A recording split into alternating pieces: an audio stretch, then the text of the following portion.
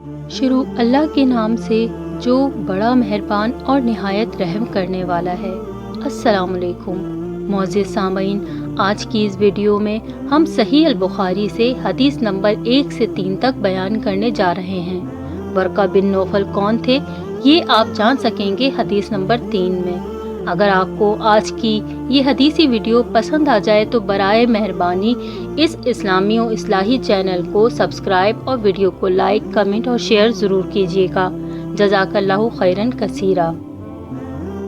صحیح البخاری حدیث نمبر 1۔ آپ صلی اللہ علیہ وآلہ وسلم نے فرمایا کہ تمام اعمال کا دار و مدار نیت پر ہے، اور ہر عمل کا نتیجہ ہر انسان کو اس کی نیت کے مطابق ہی ملے گا۔ پس جس کی ہجرت یعنی ترک وطن دولت دنیا حاصل کرنے کے لیے ہو یا کسی عورت سے شادی کی غرض سے ہو، پس اس کی ہجرت انہی چیزوں کے لیے ہوگی جن کے حاصل کرنے کی نیت سے اس نے ہجرت کی ہے۔ صحیح البخاری حدیث نمبر 2۔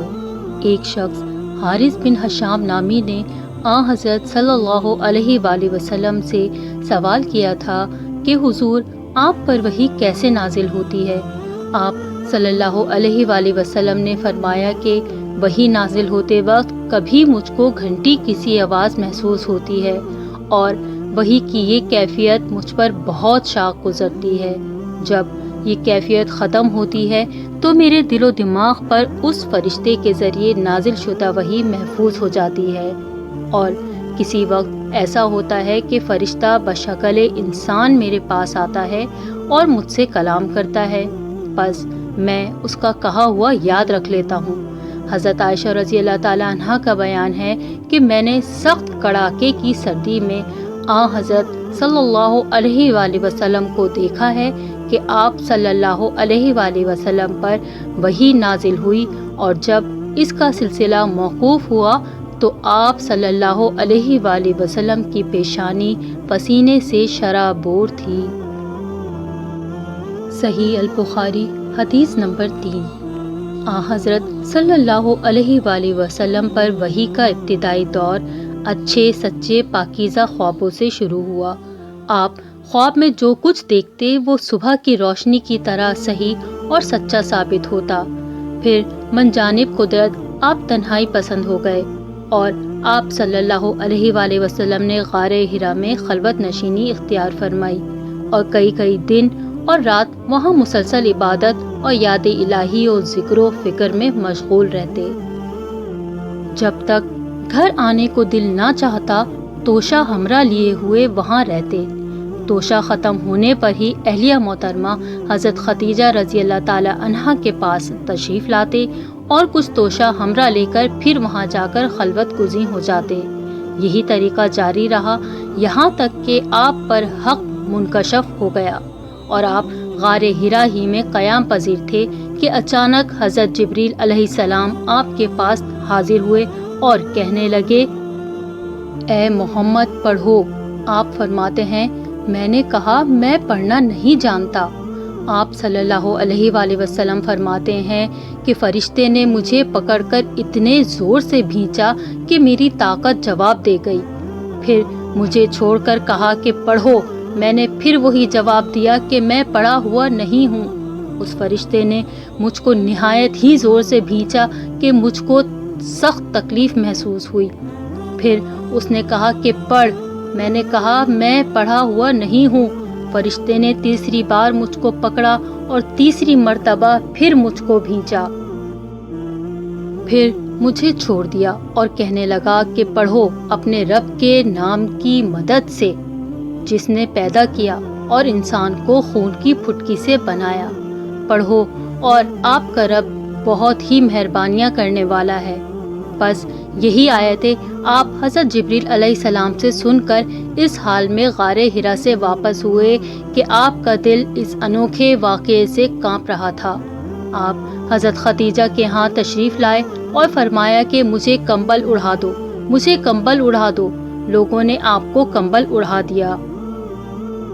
جب آپ کا ڈر جاتا رہا تو آپ نے اپنی زوجہ محترمہ حضرت خدیجہ رضی اللہ تعالی عنہا کو تفصیل کے ساتھ یہ واقعہ سنایا اور فرمانے لگے کہ مجھ کو اب اپنی جان کا خوف ہو گیا ہے۔ آپ کی اہلیہ محترمہ حضرت خدیجہ رضی اللہ تعالی عنہا نے آپ کی ڈھارس بندھائی اور کہا کہ آپ کا خیال صحیح نہیں ہے، خدا کی قسم آپ کو اللہ کبھی رسوا نہیں کرے گا۔ آپ تو اخلاق فاضلہ کے مالک ہیں، آپ تو کنبہ پرور ہیں، بے کسوں کا بوجھ اپنے سر پر رکھ لیتے ہیں، مفلسوں کے لیے آپ کماتے ہیں، مہمان نوازی میں آپ بے مثال ہیں اور مشکل وقت میں آپ امر حق کا ساتھ دیتے ہیں۔ ایسے اوصاف حسنہ والا انسان یوں بے وقت ذلت و خواری کی موت نہیں پا سکتا۔ پھر مزید تسلی کے لیے حضرت خدیجہ رضی اللہ تعالی عنہا آپ صلی اللہ علیہ وآلہ وسلم کو ورقہ بن نوفل کے پاس لے گئیں، جو ان کے چچا زاد بھائی تھے اور زمانہ جاہلیت میں نصرانی مذہب اختیار کر چکے تھے اور عبرانی زبان کے کاتب تھے۔ چنانچہ انجیل کو بھی حسب منشاء خداوندی عبرانی زبان میں لکھا کرتے تھے۔ انجیل سریانی زبان میں نازل ہوئی تھی، پھر اس کا ترجمہ عبرانی زبان میں ہوا۔ ورقہ اسی کو لکھتے تھے۔ وہ بہت بوڑھے ہو گئے تھے، یہاں تک کہ ان کی بینائی بھی رخصت ہو چکی تھی۔ حضرت خدیجہ رضی اللہ تعالی عنہا نے ان کے سامنے آپ کے حالات بیان کیے اور کہا کہ اے چچا زاد بھائی، اپنے بھتیجے محمد صلی اللہ علیہ وآلہ وسلم کی زبانی ذرا ان کی کیفیت سن لیجئے۔ وہ بولے کہ بھتیجے، آپ نے جو کچھ دیکھا ہے اس کی تفصیل سناؤ۔ چنانچہ آپ صلی اللہ علیہ وآلہ وسلم نے از اول تا آخر پورا واقعہ سنایا، جسے سن کر ورقہ بے اختیار بول اٹھے کہ یہ تو وہی ناموس معزز رازدان فرشتہ ہے جسے اللہ نے حضرت موسیٰ علیہ السلام پر وحی دے کر بھیجا تھا۔ کاش میں آپ کے اس عہد نبوت کے شروع ہونے پر جوان عمر ہوتا، کاش میں اس وقت تک زندہ رہتا جب کہ آپ کی قوم آپ کو اس شہر سے نکال دے گی۔ رسول کریم صلی اللہ علیہ وآلہ وسلم نے یہ سن کر تعجب سے پوچھا کہ کیا وہ لوگ مجھ کو نکال دیں گے؟ حالانکہ میں تو ان میں صادق و امین مقبول ہوں۔ ورقہ بولا، ہاں یہ سب کچھ سچ ہے، مگر جو شخص بھی آپ کی طرح امر حق لے کر آیا، لوگ اس کے دشمن ہی ہو گئے ہیں۔ اگر مجھے آپ کی نبوت کا وہ زمانہ مل جائے تو میں آپ کی پوری مدد کروں گا۔ مگر ورقہ کچھ دنوں کے بعد انتقال کر گئے، پھر کچھ عرصے تک وحی کی آمد موقوف رہی۔